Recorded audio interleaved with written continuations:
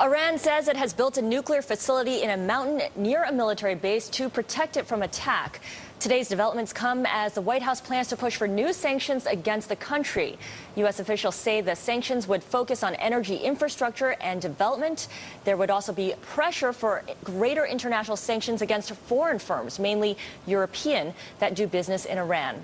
Diplomats from the 5 permanent members of the United Nations Security Council, that is Britain, China, France, Russia, and the U.S., as well as Germany, will meet with Iran's top nuclear negotiator in Geneva on Thursday. Now, ahead of that meeting, we take a look at Iran's role in oil markets. Iran is the world's 4th largest oil producer, and the tensions there have certainly moved the market.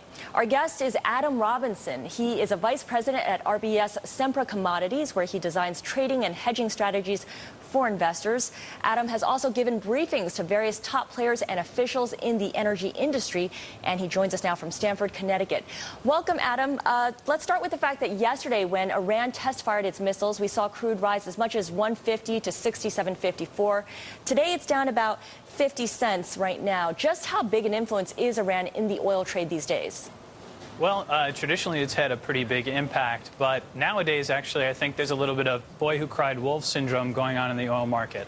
When we look at the effect of Iran's pretty big announcements over the last couple of days, and the market really not moving much more than the stock market, I don't think it's really had quite an impact just yet. Why is that, do you think?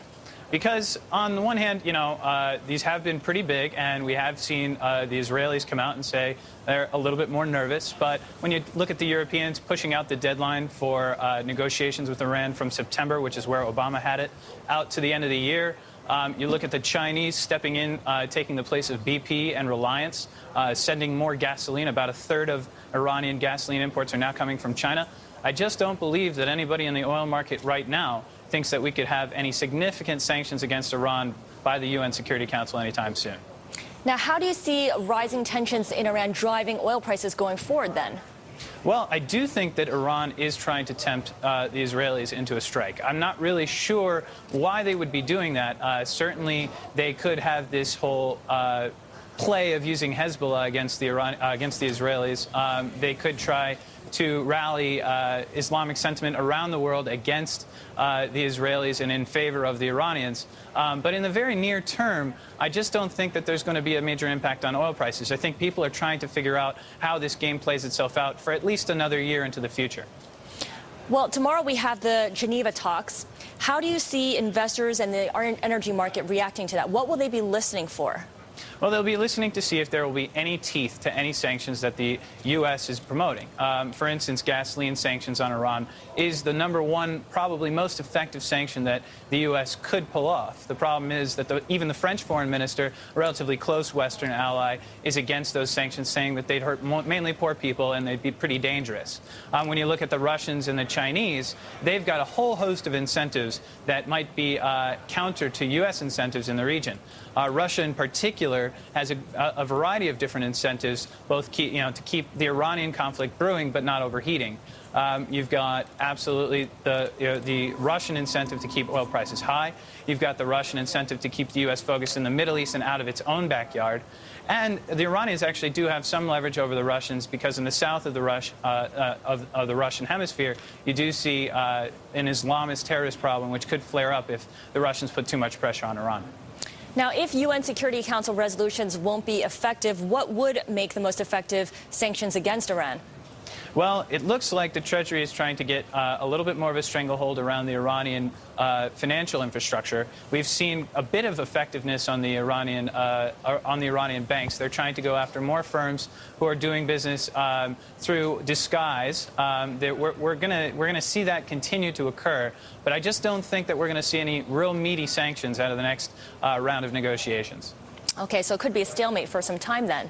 Yeah, and I think that's why the oil market is fading the move, and we haven't really seen any reaction in the markets. Now, when we look at oil over a longer term, it's doubled off its December lows. It's recently lost some steam as the dollar decline has been dissipating. Where do we go from here? That's a great question. I think there's not very much conviction amongst the investor community on that very question. There's a lot more interest on the relative value side of the equation because we've got real physical issues in terms of the looseness of the market, particularly in gasoline and heating oil. But on the other hand, you do have quite a bit of interest in a V-shaped recovery, which RBS believes in. You've got interest in the potential risk of inflation.